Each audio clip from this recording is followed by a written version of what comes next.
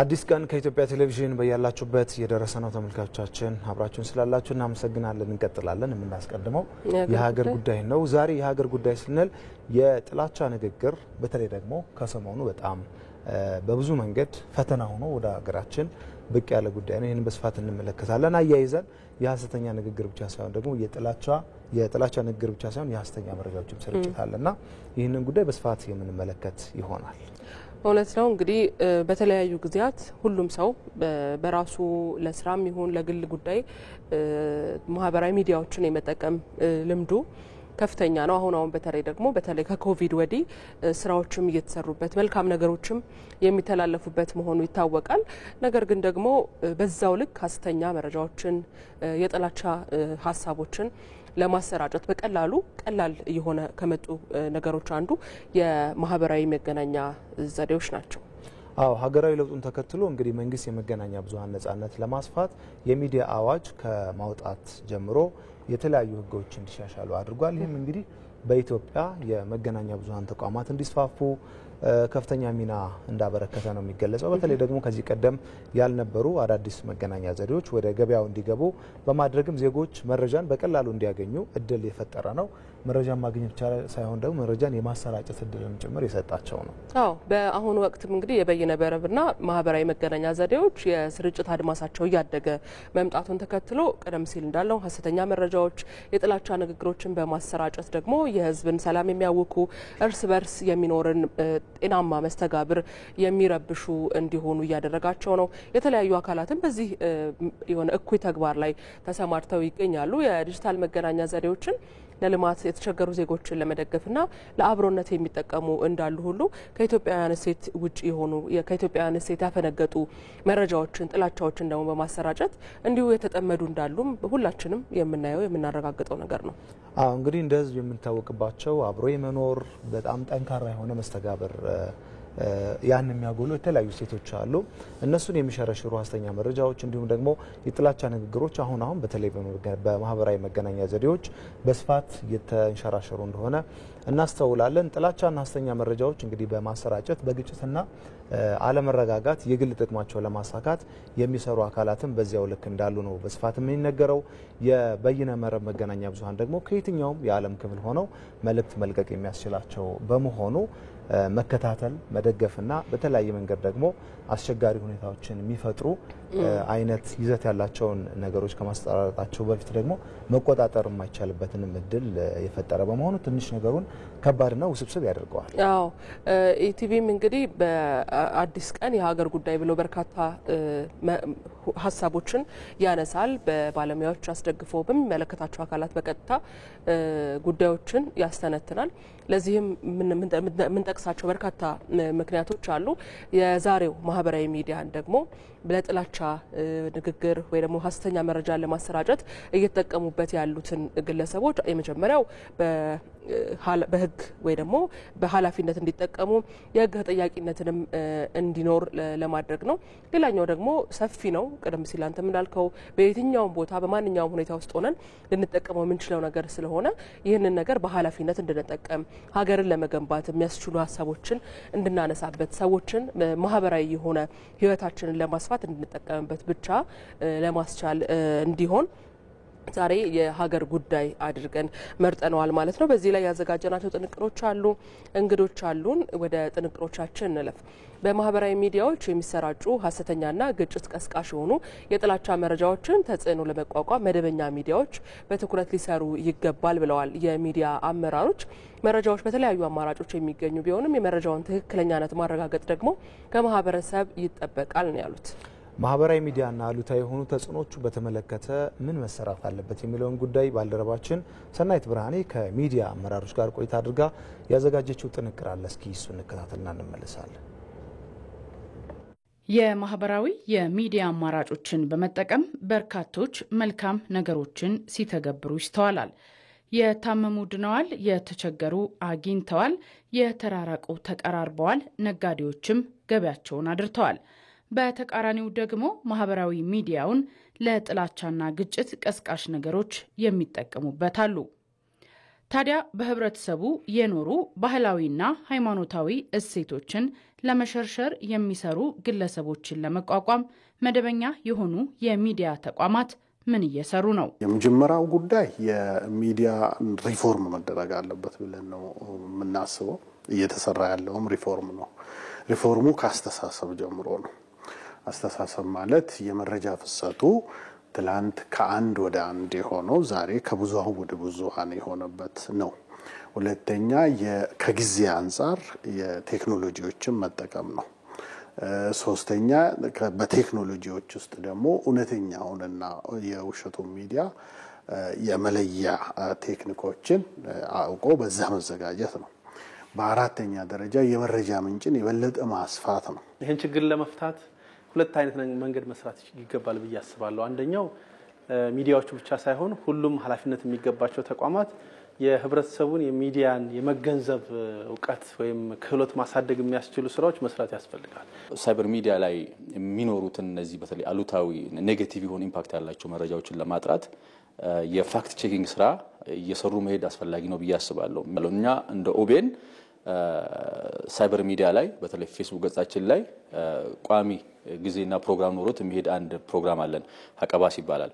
ሀቀባስ ማለት እውነቱን ንገር ወይም እቅጩን ንገር እንደማለት ነው በአማርኛ ስናየውና በሀቀባስ ፕላትፎርም ምን እናደርጋለን እኛ ልክ አንቺ እንዳልሽው ሳይበር ሚዲያ ላይ የውሸት ግጭት ቀዝቃሽ ወይ ሄት ስፒች አይነት የሚያሳስሉ ነገሮች ወይም አጠራጣሪ ነገሮች ሲከሰቱ ያንን መረጃ እንወስዳለን፣ እናጣራለን፣ ፕሮግራም ወይ ዜና እንሰራለን፣ የሚመለከተውን አካል እናናግራለን። ዘን ቬሪፋይድ የሆነውና ትክክለኛ የሆነውን እንትን ኦን ዊክሊ ቤዚስ እየሰራን እንገኛለን። መረጃዎች በተለያዩ የሚዲያ አማራጮች ይቀርባሉ።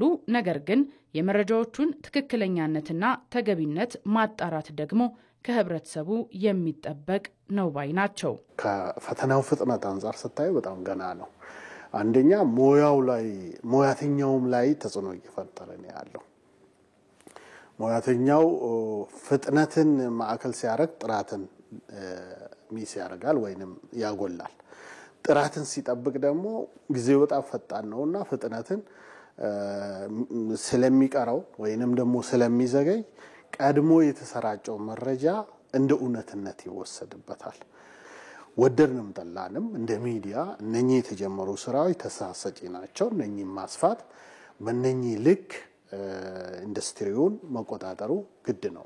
የቴክኖሎጂ ውጤቶችን ተጠቅመው የሚሰሩ የጥላቻ መልእክቶች ህዝብን ከህዝብ እምነትን ከእምነት ብሔርን ከብሔር ሊያጋጩ የሚችሉ ሀሳቦች በሆነ ፖለቲካ መሪዎች ስም በሆነ ሃይማኖት መሪዎች ስም በሆነ የጎሳ መሪዎች ወይም በታዋቂ የኦፒኒየን ሊደር ወይም ሀሳብን ሊገሩ ይችላሉ ተብሎ በሚታሰቡ አካላት ሲወጡ ያንን አጣርቶ ለህብረተሰቡ የከፋ ጉዳት ሳይደርስ ቶሎ መረጃ የሚሰጥባት ስርዓት ያስፈልጋል ማለት ነው። ሜንስትሪም ሚዲያዎች ለዚህ አሁን ለሳይበሩ ዓለም ፍላጎት ደግሞ ራሳቸውን ማዘጋጀት አለባቸው። ሰው ፈጣን ነገር ይፈልጋል፣ አጭር ነገር ይፈልጋል፣ ክሬቲቭ ነገር ይፈልጋልና በዛው ልክ ራሳቸውን ያዘጋጁ መሄድ አለባቸው። የማህበራዊ ሚዲያው በባህሪው ለቁጥጥር አዳጋች ነው። ያም ሆኖ ግን የሚያስከትለውን ጉዳት ለመቀነስ ስራዎች እየተሰሩ ነው ያሉት የመገናኛ ብዙሃን የስራ ኃላፊዎች አሁንም ቢሆን ሊስተካከሉ የሚገቡ ክፍተቶች መኖራቸውን ጠቁመዋል። የትኛው መረጃ ሲመጣ ማህበረሰቡ እነኚህ መረጃዎች መፈተሽ እድሉ አለው። እነኚህ መረጃዎች ከወሰደ ስተትም ቢሆን ባለቤት አለው ማለት ነው። ወደ እርምጃ ከመሄድ በፊት መስከንን፣ መማማርን፣ ወደ ራስ ባህል መመለስን እንደ መፍትሄ ቢወስደው በጣም ጥሩ ነው ብዬ ወስዳለሁ። ማህበረሰቡ የሚዲያ ውጤቶቹ የሚያመጡበትን አሉታዊ ጎንዮሽ ጉዳት ለመቀነስ ያ መረጃ ትክክለኛ ነው ወይስ አይደለም የሚለው ማጣራት አለበት። መረጃው ትክክለኛም ሊሆን ይችላል። በነገራችን ላይ ትክክለኛ ወይም የተፈጸመ ድርጊት ሁሉ ደግሞ ለህዝብ ይተላለፋል ማለት አይደለም።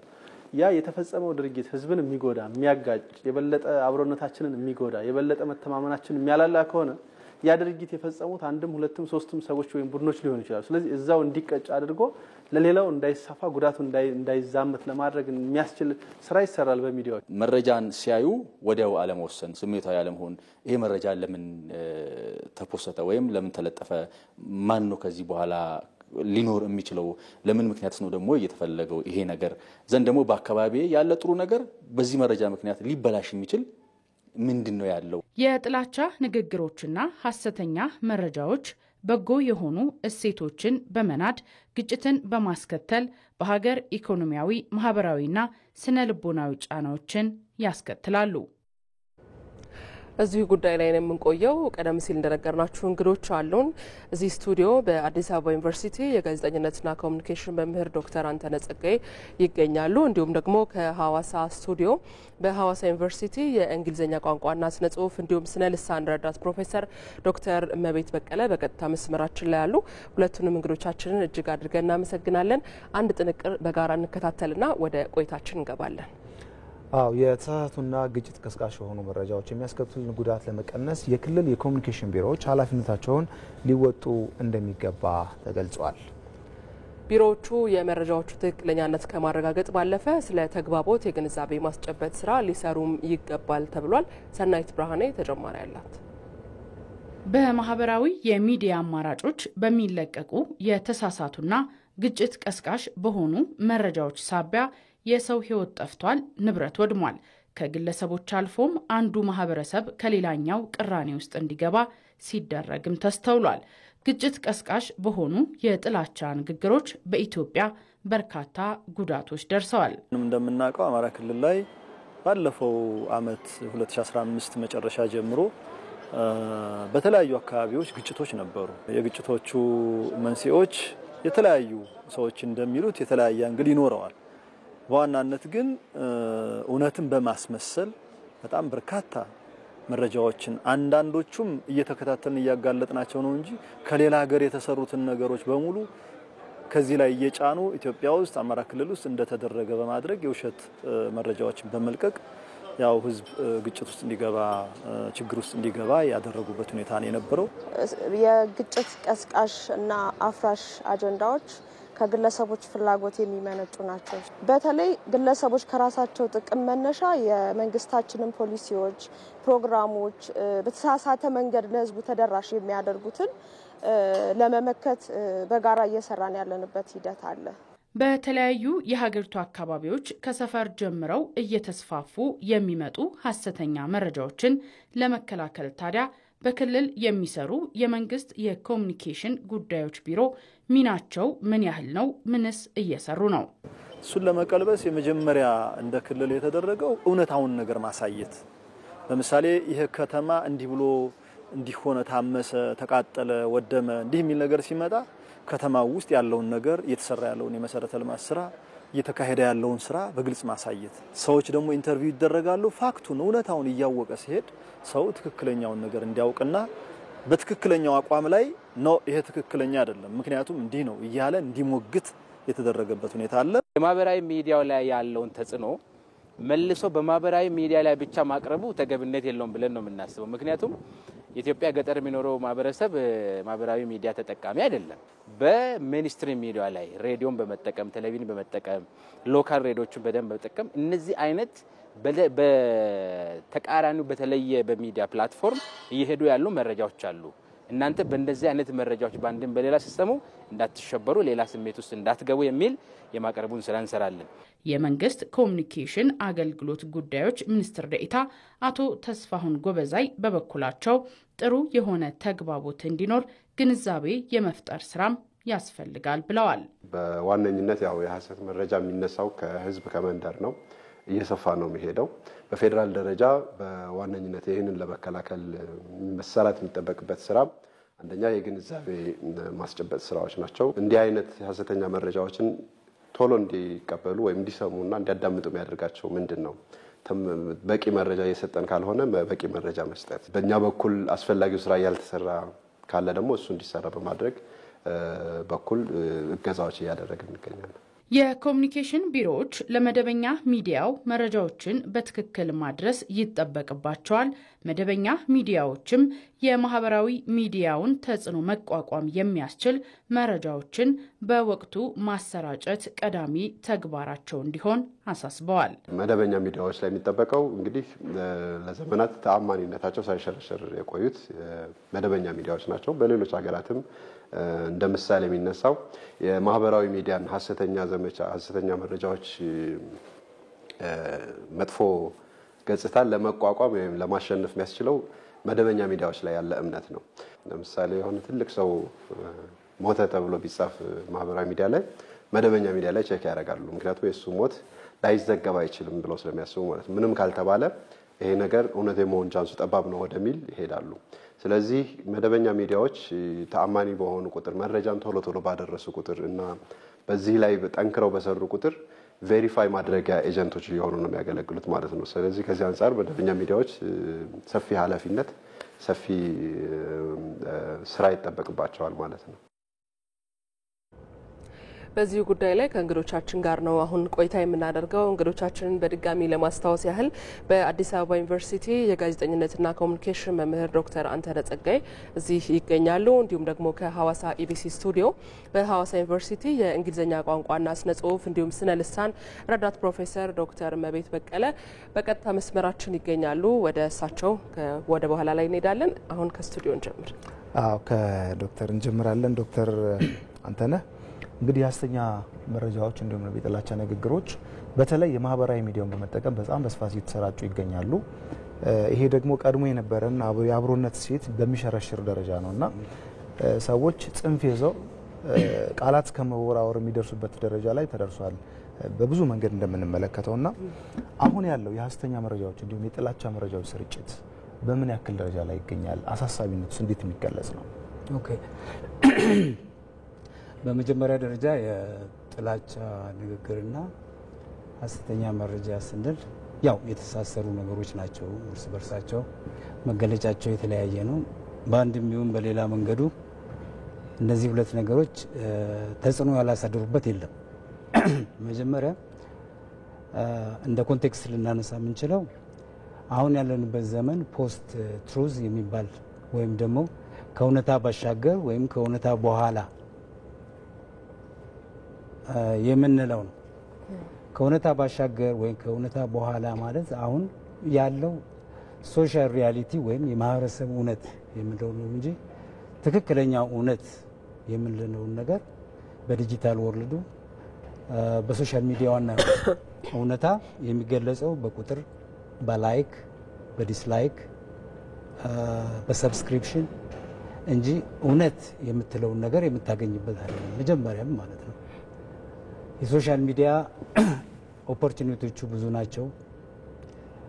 ብዙ ሰዎች ሊማሩበት የሚችሉ ማህበራዊ ህይወታቸውን ሊያጠናክሩበት የሚችሉ በጣም ብዙ ተስፋ የሚሰጥ ሆኖ እያለ ግን ከፍተኛ የሆነ አደጋ ሆኖ የመጣበት ሁኔታ አለ። መጀመሪያ ፌክ ኒውስ የምንለው ለምሳሌ ፌክ ኒውስ ወይም በአማርኛው የውሸት መረጃ የምንለው ሊሆን ይችላል።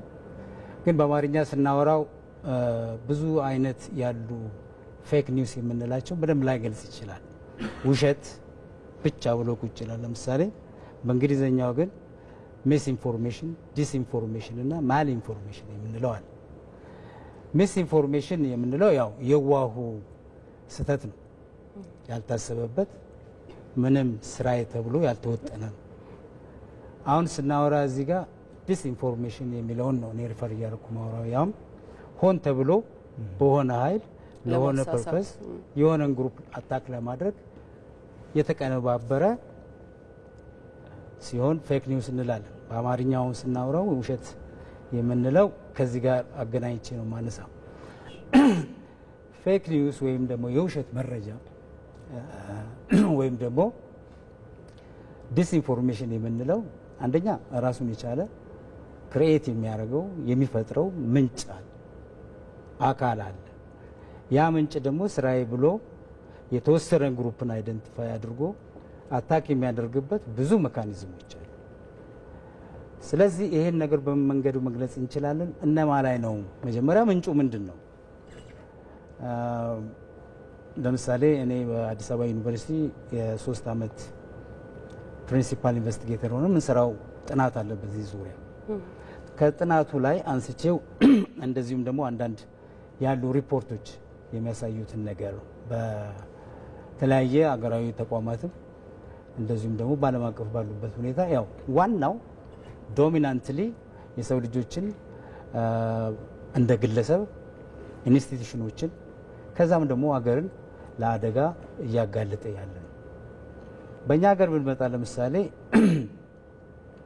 የሰዎችን ማንነት አታክ ማድረግ ካራክተር አሳሲኔሽን የምንለው ሌላ ስም መስጠት፣ መወንጀል፣ ክብራቸውን ዝቅ ማድረግ፣ የበታችነት ስሜት እንዲሰማቸው ማድረግ፣ ያልሆኑትን መግለጽ እንደዚህ አይነት ቴክኒኮች ይጠቀማሉ። በኢንስቲትዩሽን ደረጃ ለምሳሌ በእኛ ሀገር ትልልቅ ወሳኝ የሆኑ ኢንስቲትዩሽኖች ለዚህ ጥቃት ተጋልጠዋል። በተለይ ለአገር ሲግኒፊካንት ናቸው ብለን የምንጠራቸው ተቋማት ላይክ መከላከያ ሊሆን ይችላል። ትልልቅ ተቋማት ለዚህ ተጋላጭ ሆነዋል።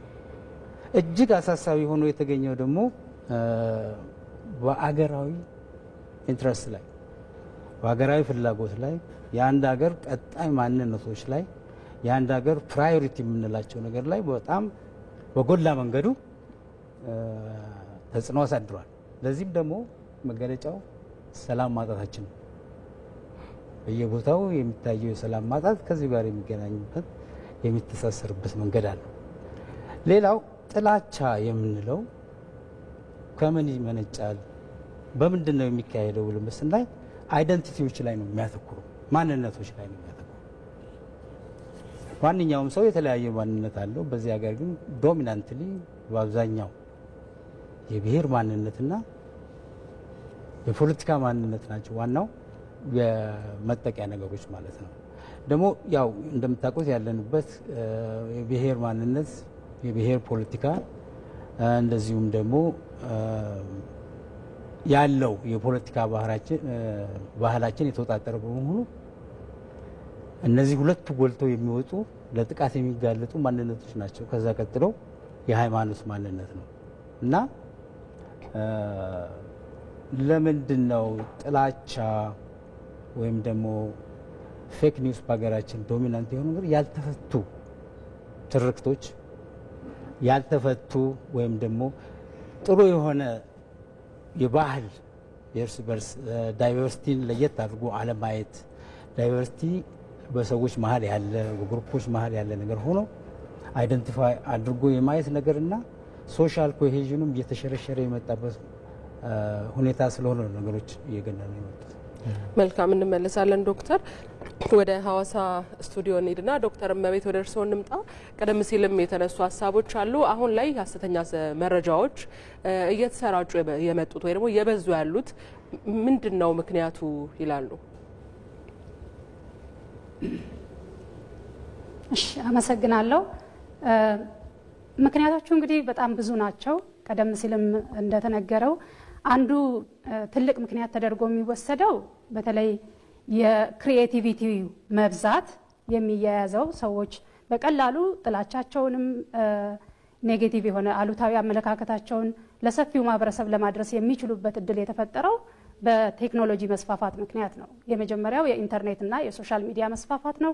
እሱን ደግሞ አሁን እያባባሰ ያለው የአርቲፊሻል ኢንቴሊጀንስ እየተስፋፋ መምጣቱ ፌክ የሆኑ ነገሮችን ሪል አስመስሎ ለማቅረብ ትልቅ እድል እየከፈተ መምጣቱ፣ ከዛ ሌላ ደግሞ ግለሰቦች ኃላፊነት በተሰማው መንገድ የሚያዘጋጇቸው ቁም ነገር አዘል ኮንቴንቶች ማነስና ከዛ ይልቅ ጥላቻን የሚያስፋፉ ምንም ቁም ነገር የሌላቸው።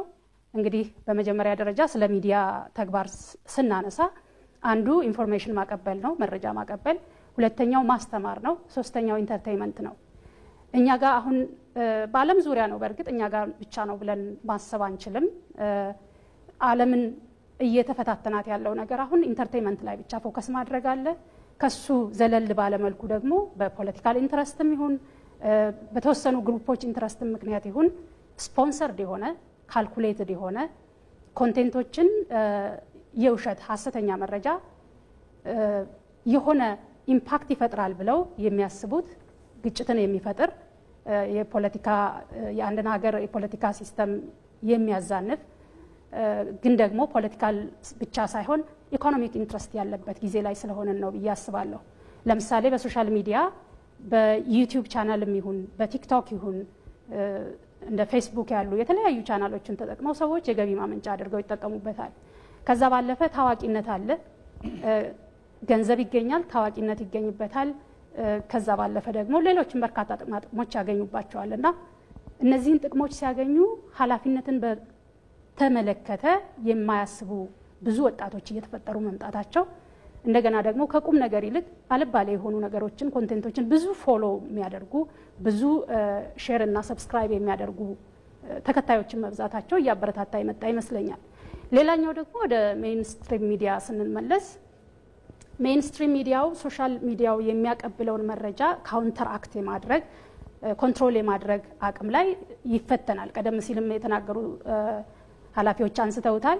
ፍጥነት ኳሊቲን ኮምፕሮማይዝ ሊያደርግ ይችላል። የሶሻል ሚዲያው ፍጥነት ግን ከሜይንስትሪም ሚዲያው በጣም እየበለጠ መምጣቱ፣ አንዳንድ ጊዜ ደግሞ ሜይንስትሪም ሚዲያው ብዙ ህብረተሰቡን የሚመለከቱ ጉዳዮችን ቸል ብሎ የማለፍና ሶሻል ሚዲያ ላይ ሰዎች ዲፔንድ እንዲያደርጉ እድል መፈጠሩ ለነዚህ የሐሰተኛ መረጃና የጥላቻ መልእክቶች በሰፊው እየተቀጣጠሉ ማህበረሰብን አብሮ የሚያኖሩ እሴቶችን እየሸረሸሩ ኢኮኖሚውንም የሀገር አንድነትንም የሀገር ደህንነትንም አደጋ ላይ እንዲጥሉ እድል ፈጥሯል ብዬ አስባለሁ። ከዛ ባለፈ ደግሞ ተጠያቂነት አለመኖር፣ ህጎች ሊኖሩ ይችላሉ። በዓለም አቀፍ ደረጃ የተለያዩ ህጎች አሉ። የጥላቻ ንግግርን ወይም ሐሰተኛ መረጃን ልንከላከልባቸው የምንችላቸውን በነዛ ላይ በቂ ግንዛቤ ተፈጥሯል ብዬ አላምንም። የተማረው ማህበረሰብም ብዙ አይደለም የሚዲያ ሊትሬሲው። ከዛ ዘለል ብሎ ደግሞ ማጆሪቲውን የሀገራችንን ህብረተሰብ ስናይ የተማረ የሚያነብ የሚጽፍ ሳይሆን ዋቺንግ ነው። አብዛኛው ቪዲዮዎችን በቀላሉ ያያሉ። እነዚህ አክሰስብል የሆኑ ሚዲያዎች ደግሞ በቀላሉ ሰዎችን ኢሞሽናል የሚያደርጉ በማንነት ሲመጣ በጣም ስስ ብልት ስለሆነ ሰዎች በየትኛውም ኮንቴክስት በየትኛውም የስልጣኔ ደረጃ ቢገኙ አይደንቲቲያቸው አታክ ሲደረግ፣ ሃይማኖታቸው አታክ ሲደረግ አይወዱም እና ከማጣራት ይልቅ ወደ ሪአክሽን ወደ ትግበራ የመሄድ ወደ ቫዮለንስ ወይም ደግሞ ወደ ግጭት የማምራታቸው እድል ከፍተኛ ስለሆነ አዌርነስ ላይ በቂ ስራ አልተሰራም ብዬ አስባለሁ እና ከዚህ አንጻር እድገታቸውና መስፋፋታቸው በጣም ሰፊ ሆኗል ብዬ ታዘባለሁ እንደ አንድ የሚዲያ ባለሙያም ሚዲያ ላይ እንደሚሰራም ሰው። ዶክተር ወደ እርሶ እንመለስና በተለይ ከ2010 በኋላ ከለውጡ በኋላ የሐሰተኛ መረጃዎች ስርጭት በጣም በስፋት ነበረ።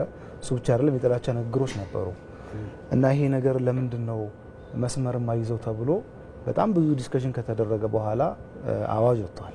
የሐሰተኛ መረጃና የጥላቻ ንግግርን ለመከታተልና ለመቆጣጠር እንዲሁም ለመቅጣት የወጣ ህግ ነውና ይሄ ህግ ለምንድነው የሚፈለገው ውጤት ማምጣት ያልቻለው? ለምንድነው ዛሬም ድረስ የሐሰተኛ መረጃዎች የጥላቻ ንግግሮች እየተሰራጩ ዝም እየተባለ ያለው? እሱን እናንሳና ይሄንን የማስተግበር ኃላፊነት ያለባቸው ተቋማት ደግሞ አሉና ከነሱ ምን ይጠበቃል? እናንሳ። ኦኬ፣ ጥሩ ነገር ነው። በዚህ ርዕስ በደንብ ብዙ ማውራት እችላለሁ። በ2021 ወይ እንደዚህ አካባቢ እንደ ሀገር አጠቃላይ የሐሰተኛ መረጃ እና የጥላቻ ህግ ወጥቷል። ያ ህግ ጀነራል የሆነ በሁሉም ዙሪያ እና ደግሞ በዛ ላይ በጣም ጀነረስ የሆነ ህግ ነው። ከዛም ያ ህግ ከዛም አልፎ ለተወሰኑ አካላት ኢሚዩኒቲ ይሰጣል። ለምሳሌ ለታዋቂ ሰዎች፣ ለሃይማኖት አባቶች፣ ለመሪዎች፣ አክቲቪስቶች፣ ለቲያትር ሰዎች፣ ለአርት ሰዎች እንደውም ኢሚዩኒቲ ይሰጣል። አንዳንዴ እንዳይጠየቁ ድረስ ይሄዳል። ግን በሀገራችን ሁኔታ አሁን ባለው ብዙ ጥናቶችም እይታዎችም የሚያሳዩት እነዚህ አካላት ናቸው የባሱ የግጭት የሐሰተኛ መረጃ የተለያዩ ምንጭ ነው የሚገኙት። ምክንያቱም በአክቲቪስቶች የምትላቸው በፖዚቲቭም በኔጌቲቭ ነገር ፖፑላር የሆኑ አካላት በአንድም ይሁን በሌላ መንገዱ እጃቸው ሳይኖር የሰላም ሁኔታ ይህን ያህል አይደርስም። ህጉ ደግሞ ጀነራል ህግ ነው። በዋናነት መታየት ያለበት ጀነራል ህግ ነው። በማንኛውም ፕላትፎርም ፌስ ቱ ፌስም በማንኛውም ሁኔታ እኔ አንተን ማንነት አሳስኔት ማድረግ ከሆነ በአንተ ላይ ውሸት እንትን ከሆነ ጀነራል ህግ ነው። በእነዚህ ሁለት ነገሮች ላይ ያለ ነው፣ የተንጠለጠለ ነው። የሚያስፈልገው ግን እንደ ማንኛውም አገራት ሶሻል ሚዲያን እንደ አንድ የሚዲያ ፕላትፎርም ተወስዶ የሶሻል ሚዲያ ህግ ያስፈልገው ነበር። ለምሳሌ በሶሻል ሚዲያ ህግ ለሀገራችን አዲስ ነገር ለማንም ሀገር አዲስ ነገር አይደለም። ምናልባት በግራና በቀኝ ጠርዝ በጣም ሊበራል የሆኑ በአንዱ ጠርዝ በጣም ደግሞ ኮንዘርቫቲቭ የሆኑ ወይም በጣም ሪስትሪክቲንግ የሆኑ ሀገራት አሉ። አሜሪካና ቻይናን በሁለት ሳይድ ልናያቸው እንችላለን። ሁሉም ግን በዚህ ብራኬት ውስጥ ማለት ነው የየራሳቸው ራሳቸውን የሚመስል ህግ አላቸው። ለምሳሌ የአሜሪካ በጣም ሊበራልና በጣም ሌዝስፌር የምንለው አይነት ነው። ያም ምንድነው የህብረተሰባቸው የራሳቸው የህብረተሰባቸው ኮሚዩኒቲ የንቃተ ህሊናና የመጠየቅ አካውንተብል የማድረግ አቅሙ ስላለ ወደኛ ሀገር ስንመጣ ለምሳሌ የኢትዮጵያ የሚዲያ ህግ አለ። የኢትዮጵያ የብሮድካስቲንግ ህጉ በተለይ 2021 ወይ 20 አካባቢ ክራፍት የተደረገው ለሜንስትሪም ሚዲያው ለብሮድካስቲንጉ የሚሰራ ነው። በፊት ከነበረው እሱም በጣም እጅግ የላላና ብዙ ነገሮችን ፍሌክሲብል ያደረገ ነው። እንደ ሀገር ክሊር የሆነ እኛን የሚመስል የእኛን ሁኔታ የሚገነዘብና አካውንተብል የሚያደርግ እስካሁን ድረስ ህግ ክራፍት አላደረግም። ሚዲያን ሶሻል ሚዲያን እንደ ፕላትፎርም ወስዶ ማለት አንደኛው እሱ ከህግ አንጻር። ሁለተኛው ደግሞ እነዚህ ፕላትፎርም ፕሮቫይደርስ አሉ በኢትዮጵያ ውስጥ ለምሳሌ አምስቱ በጣም ሞስት ፖፑላር ተብለው ሊትሬቸሩ የሚያሳየው ፌስቡክ፣ ቴሌግራም፣ ቲክታክ፣ ዩቲዩብ እና ኤክስ ኢን ተርምስ ኦፍ ኦርደር እነዚህ አምስቱ ሲግኒፊካንት ፕላትፎርሞች ናቸው። ግን እነዚህ ፕላትፎርሞች ለምሳሌ እንውሰድ፣ ፌስቡክን ብንወስድ ፌስቡክ በኢትዮጵያ ውስጥ የሚያስጠይቀው ለሚያደርሰው ነገር በሙሉ የሚያስጠይቀው የተቀመጠ አግሪመንት እንበል ከሀገሪቷ የሚዲያ ኦቶሪቲ ወይም ከብዙሃን መገናኛ ኦቶሪቲ ባይንዲንግ የሆነ ስርዓት ግንኙነት የለም። ለዚህም ደግሞ ጥሩ ማሳያው አይ ቲንክ የቅርብ ሪፖርት የሚያሳየው ኢትዮጵያና ማይናማር የምትባል ሀገር ሁለቱ ኢሬጉላር በሆነ ሰልፍ ሞኒተሪንግ በፕላትፎርም ፕሮቫይደሮች ለብዙ ግጭትና ለብዙ ሰላም ማጣት ምክንያት ተደርጎ በግልጽ የተነሳበት ዓለም አቀፋዊ መድረክ አለ። እነዚህ ፕላትፎርሞች የሚያስገድዳቸው ባይንድ የሚያደርጋቸው በኢትዮጵያ ፍሬምወርክ ውስጥ ወይም ደግሞ ከኢትዮጵያ ሬጉላተሪ ቦዲ ጋር የሚሰሩበት ሁኔታ የለም። እንደውም ፌስቡክ ከኬንያን እንደነበረና ብዙ ነገሮች እንደሚወሩ እናውቃለን። ከዛም ጋር ተያይዞ ደግሞ ኢሬጉላር መሆናቸው ደግሞ በጣም የሚያሳዝነው ከሀገር ሀገር ያላቸው ሁኔታ የተለያየ ነው። በጣም ሪስፖንሲብል የሆኑ ሀገራት በአውሮፓ ዩኒየን ውስጥ ፈንክሽን ሲያደርጉ፣ በጀርመን ውስጥ ዊዝን የዩሮፒያን ዩኒየን ፈንክሽን ሲያደርጉ አንድ አይነት አለ አካውንቴቢሊቲያቸው የመጠየቅ። ሌላው ደግሞ ከዚህ ከምንሰራቸው ሪሰርቾች እና ከምናነባቸው ነገር በተነሳ በጣም የሚያሳዝነው ነገር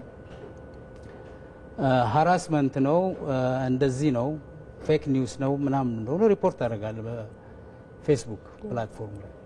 በጣም የሚገርም ነገር አንዳንዴ ያ ነገር ዲሊት ሳይደረግ ዳውን ሳይደረግ ታገኛለህ።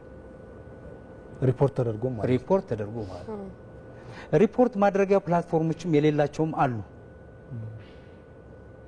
ስለዚህ ከየት ይመነጫል? አንደኛ እኛ ጋር ያለውም ህግ ጠበቅ ማለት አለበት። ሁለተኛው ደግሞ ከፕላትፎርም ፕሮቫይደሮቹ ጋር አስገዳጅ የሆነ ሬጉላር የሆነ ነገር መኖር አለበት ከህግ አንጻር ማለት ነው።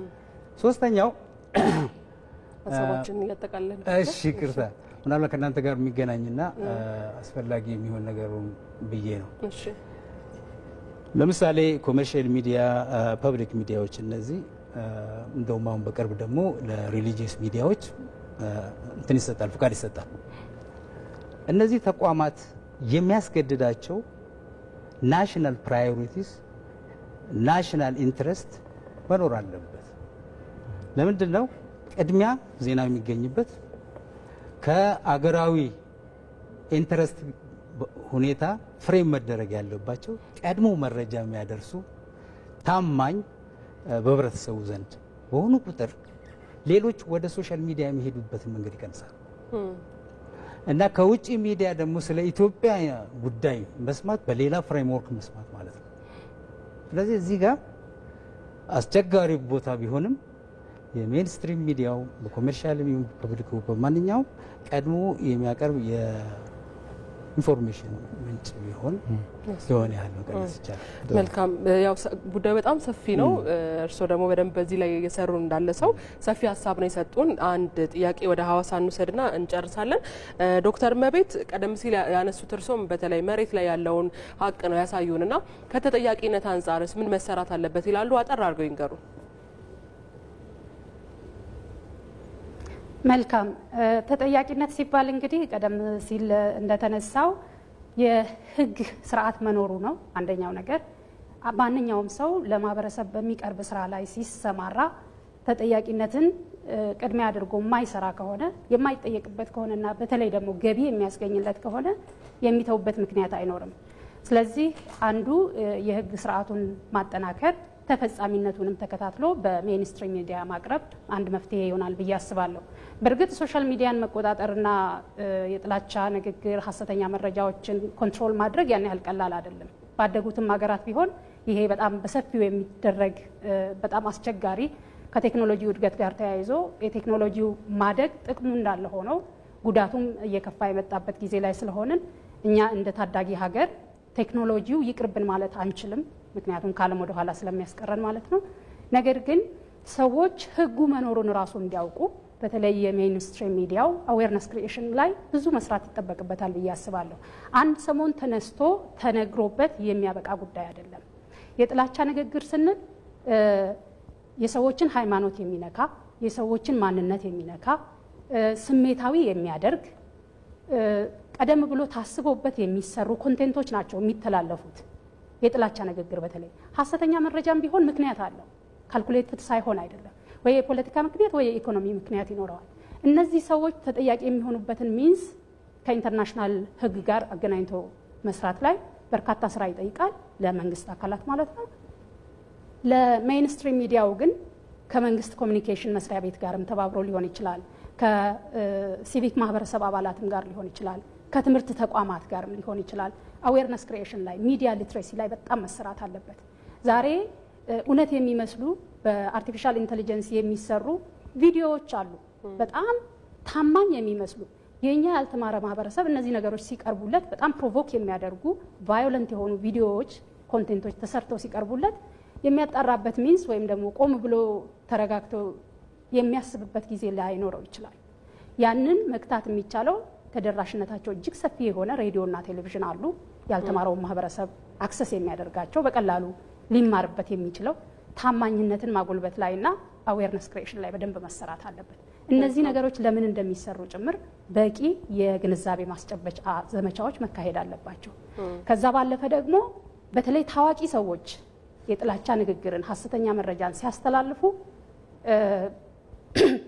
ሀሳባቸውን የመግለጽ መብታቸው ሳይገደብ ማለት ነው። ሀሳብን መግለጽ ዴሞክራሲያዊ መብት እንደሆነ ይታወቃል። በተለይ ዴሞክራቲክ በሆነ ዓለም ላይ የፖለቲካ ተቃውሞ ስላቀረቡ ጥላቻ ንግግር ተደርጎ ሊወሰድ አይችልም። ነገር ግን ማህበረሰብን የሚያንቋሽሽ፣ የተወሰነ ሃይማኖትን የሚያንቋሽሽ፣ ሰዎችን በጾታቸው ምክንያት የሚፈርጅ ፍረጃ ላይ የሚያስከትልና ወደ ግጭት መቀስቀስ፣ ወደ ጉዳት የሚመሩ ኮንቴንቶችን የሚሰሩ ሰዎች ተጠያቂ የሚሆኑበትን ሚንስ ሚዲያውም የህግ አካላትም መንግስትም ትኩረት አድርገው መሰራት አለበት ብዬ አስባለሁ። መልካም፣ እናመሰግናለን። እንግዶቻችን የአዲስ አበባ ዩኒቨርሲቲ የጋዜጠኝነትና ኮሚኒኬሽን መምህር ዶክተር አንተነህ ጸጋዬ እጅግ አድርገን እናመሰግናለን። ከሐዋሳ ኢቢሲ ስቱዲዮ በሐዋሳ ዩኒቨርሲቲ የእንግሊዝኛ ቋንቋና ስነ ጽሁፍ እንዲሁም ስነ ልሳን ረዳት ፕሮፌሰር ዶክተር እመቤት በቀለ እጅግ አድርገን እናመሰግናለን። መልካም ቀን ይሁንላችሁ።